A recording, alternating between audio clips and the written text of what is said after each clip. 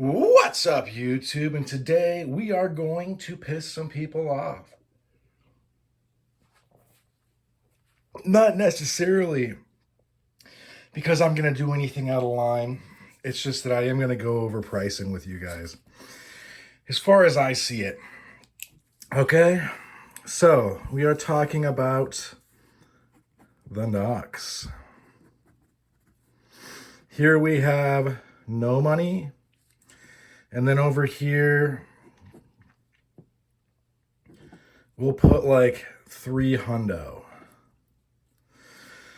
So, what we're really looking at, and in the middle will be 150. This is in USD. One second. What materials is first and foremost what we are really going to be talking about? What materials? What design? What brand?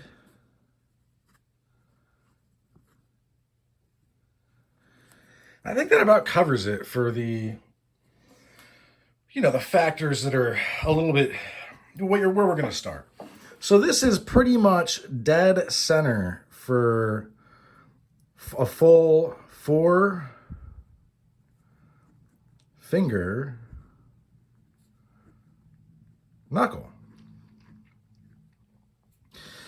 And I understand that like shipping might go up and maybe prices vary a little bit, but I'm not really willing to see things like this experience the ratchet effect when it comes to economics, where things only go up and they don't go down. So I am going to be a little bit less than understanding as far as that. So if you're a maker, sorry if you're upset. There's no reason to be whiny in the comments. It's not going to change anything. People who I support know I support them. Anyway, so this is a full-sized with some kind of brass. It's going to be brass, first of all, plus a brace of some sort, be it a paddle brace or, because I've seen some people say braceless. When I think of braceless, I'm thinking of just the like Capone style, or the braceless is just, you've got your fingers in them and that's it. And there's nothing else down here. So, brass, brace, and we'll go down. This will be 75. So this would probably be like 100 right here. And then this is 300. 1, 2, 3. 175. 1, 2, 3. 200. We can do 250, even though that doesn't exactly. It's sort of a line graph, but whatever.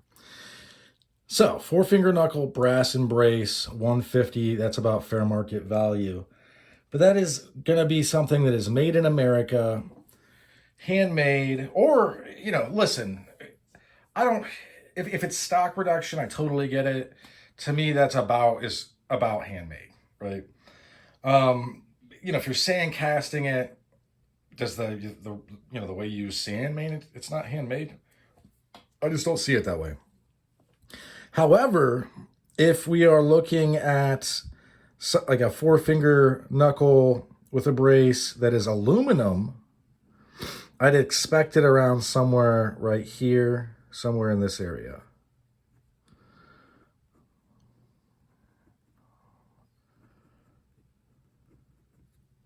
Okay? If I was looking at a braceless 4-finger, no brace, brass, I'd be looking at it probably right around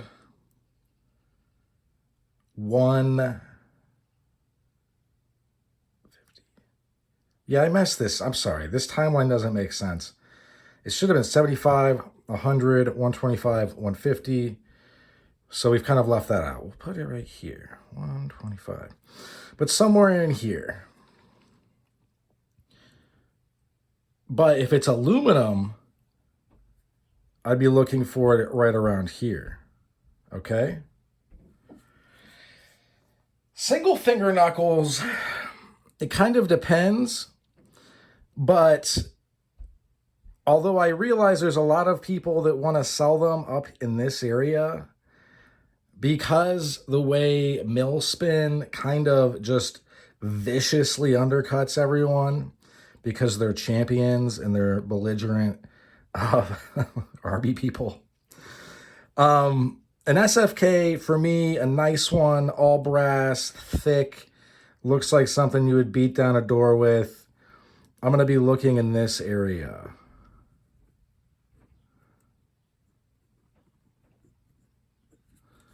Okay? Now, there's going to be times where stuff is up here, right? And at that point, you're going to be looking at the maker, you're going to be looking at designs, you're going to be looking at brands, also materials, obviously. For instance, let's say you get something from Gillies Customs. It's going to be up in this area right here. I think it's worth it. It's up to you whether it's worth it or not. You guys are the market, you decide, okay? That's the invisible hand of the free market. It's the desire of the people, and that's why people, when you hear people say the cost is what the market will bear, the cost is what you guys will pay. Just because, like, it's like kind of famously on eBay, somebody lists a knife for $3,000. And let's say it's like a simple knife. It's not an expensive knife. It's like a case, although I wouldn't let this go for less than 100 as I drop it. It's a vault pattern. This is a nice one, but I mean, it's a case. It's not like heirloom quality. This is a working knife. It cost me like $70. I list that for $3,000. That's not really how much it's worth. So just because I've listed it as a price point, doesn't really mean that's what it's selling for. Karl Marx wrote a book about economics. Let me go see if you read Karl Marx's Capital, it's long, it's arduous, it's fairly thick stuff. It's not necessarily dynamic or engaging. There's going to be a lot of examples about linen coats or different coats. But he talks about at length all of these different ways that, the economy works, like peer to peer, and the stuff that he talked about accounts for literally everything that's going on. Whether or not you agree with Marxism or not, even the Nazis think that what he said is fairly good to go. It's not that they disagree with him economically, it's that they would like an authoritarian, oftentimes theocratic rule that is an ethno-state where they purge people they deem to be impure. So, I mean, look, if you guys have like the fascist version of how economics works, I know you don't because I actually read. Feel free to post it in the comments, but if you post something dumb, I'm going to make fun of you. So be ready for that.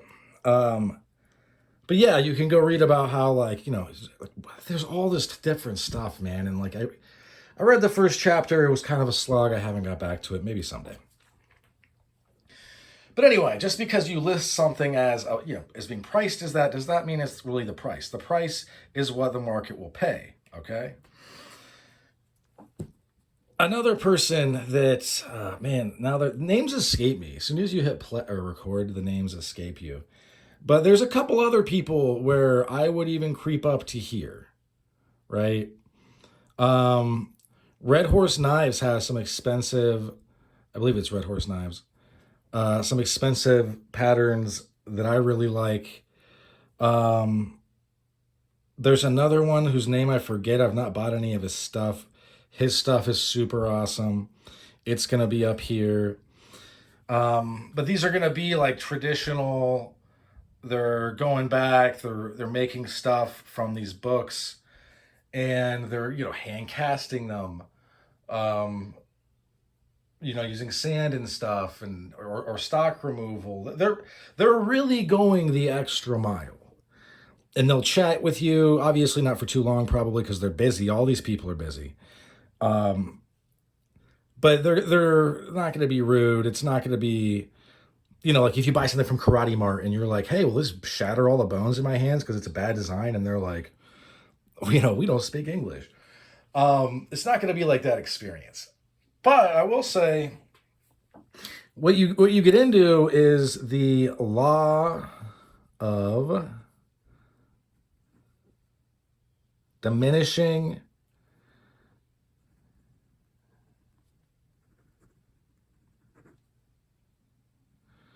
returns. All right. That means that, kind of like with knives, a box cutter is going to be down here, whereas something super nice is going to be up here. You could get a $20 made in another country that's not really known for their how great their work environment is. Like it's going to be dangerous. The workers are going to be treated poorly. They're not going to make a living wage. They're not going to have health insurance. Although I think in some of those countries they have free healthcare. It's just not going to be what really you want to support. You want to be supporting your own people. So that's going to be here. I bought my first set of Knucks at 60 from Brass Armadillo when I was 15. I don't know why they sold me and my friends those, but they did. And basically the same design can be had in both aluminum and brass if you look around the maker websites. I don't want to say the site because I want to get one of them in aluminum and a type thing where it's it is what it is. It's not necessarily it's a multitude of factors come together that generate price points. And I am aware that there are some things that drive up the cost. Some people work in teams. So, like Witch Doctor Zero works with his daughter. He's able to make many saps in fairly short order. Whereas some people, it's a one-man show. They're making just a handful, not very many, and then they're gone. Like it just is what it is. So some people are going to charge more. And to some folks, it's just not going to be worth it to them to do it. You buy something from Billy Trident or that is made by Billy Trident, it is going to be a premium.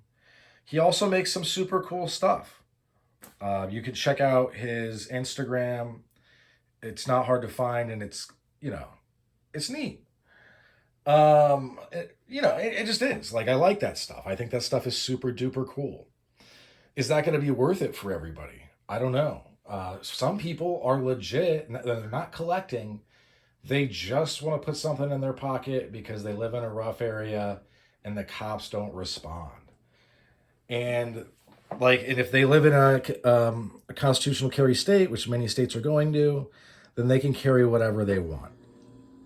That means that they're going to be looking for something right around here, maybe even down here, because they expect to be robbed. They expect to have to ditch it. You know what I mean? Those are bad situations to be in. I'm not trying to make anybody sound like Jason Bourne, if that's the case. Those people are genuinely fearing for their safety. And it's not about being cool. It's that they can't afford a firearm, or they don't want to have a firearm, or they don't have the time to learn how to use a firearm, and they know they can throw a punch. So they're looking for some knuckles. I think it was Jim Cooper or Jeremy Cooper, former Marine, that basically spawned modern pistoleering, said having a guitar doesn't make you a musician the same way having a firearm doesn't make you armed. And I think it was Jim Cooper. And I totally agree, 100% agree. And that's where the skill level really drops for stuff like, if you're going to use stuff like saps, blackjacks, knuckles. Although the skill level is still there, and you need to be careful not to accidentally unalive people and spend the rest of your life in jail. And I realize that there's always this weird chorus of people like the Karens of like, that's illegal where I live. First of all, no one cares. But I don't know, man. I realize that if you're on YouTube, you're fitting a certain demographic looking at this stuff, at least in America. And I just want to say that not everybody lives in the suburbs or even in a good urban area. Some people live in packed, dirty cities, totally destroyed by crime. Detroit comes to mind. I probably already said Detroit. Or certain parts of Chicago, or you know what I mean, where I used to live in Denver. Me and my buddy Pat would go see. We were like seeing 3 or 4 shows a week. It's like some of the best, like High on Fire, Sleep, all kinds of stuff like punk, oi, hardcore, whatever, man. Godspeed You, Black Emperor. And when we would go to smoke, because although weed was legal, there was really nowhere to do it. You'd have to go to the back alleys, and things got real rough. There were people selling crack to the homeless. There were homeless boosting stuff. There's homeless people going through all the mailboxes because there's houses around these venues. And, there were times where we had to be pretty ready to throw down. Luckily, we never had to hurt anybody. But, yeah, there were times we had to show people, like, we're not afraid of you at all. And if this is going to turn into something, it's going to turn into you losing. It's not going to turn into us, like, giving you our wallets. You know what I mean? So, yeah, I just wanted to put out as far as pricing, because I feel like I've actually been avoiding it because I've been a little hesitant to do it just because I know, I just know it's not going to rub some people the right way. Look, I do think it is worth it to look for, if you're only going to get 1 or 2 and you're not going to collect, you're just going to get a couple or just one. Although, yeah, the $60, I don't think that the Chinese stuff is really that great, to be honest with you. The $60, where the very bottom basement of American-made stuff, and to right about here is going to be a sweet spot. I would get something with a brace, and I'd honestly look for aluminum before brass, but brass is very nice. If you got any buddies, that have nice knucks that can let you put them on, that would be good. Because it's hard to describe, this is why I have a channel. This is why I make the playlists. Like, you guys have a real opportunity just to go through and listen and watch and look and get at least a decent idea of, okay, I want this. And then you could hit up a maker who's not super busy, a guy who's more accessible. And you can talk to him and be like, this is what I'm looking for. This is what I want. What do you suggest? My hand's this big. I wear these gloves. Like, I wear mechanics gloves. I wear larges. But I got about a little tiny room at the top of each finger. And they only last a year on mine because I got to pack my hand in there and it blows out the seams. So once a year, no matter how gently I wear them, I blow out the gloves. Okay? You're going to have to figure out, I would probably measure your hand, how you're going to communicate this with people. But once you're talking about custom stuff, you're getting expensive. There is some stuff that's going to fit you pretty well right in here, but it's almost like it's kind of a crapshoot when you get to the lower pricing. So yeah, I'm not diming anybody out. I don't want to get into names. I've said some, they're not going to mind, but I don't want to get into names where I'm like, oh, this guy, because it's like, look around and see what you like. I would, as much time and thought as people put into buying a pistol, I would put the same amount into your first or second or third pair of Knucks, or your first nice pair of Knucks, where this is something that is going to be, say you get old and, your kid or your grandkid, if you have them, like going through your drawers, are like, look at this. I remember he used to carry these, like if he thought something might happen, or he just always carried them. Like, that's cool. I'll keep it. Like, it's still nice. You know, a little dinged up, but it's not a big deal. Some of the fun stuff that is kind of oddball that doesn't fit on here would be like tactical gear, because so much of his stuff is so unique, and also he does super awesome deals, reasonably priced. That's kind of an anomaly, just because it's like so specific to him. I'm trying to think of other people I've had on the channel that would be that like that. Anything that's carved is going to be either expensive or an anomaly that it's not. But yeah, I hope, you know, I might have to redo this. We'll see. But I've been meaning to do this, and I figured I would just do it. So that's what I'll shoot out for this one. Thanks for sticking with me to the end. Hope you have a good rest of your day. And as far as 2-finger knuckles, it's just going to be all over the place, but it's going to be like 75 to 125-ish to 150-ish, sort of depending. Later.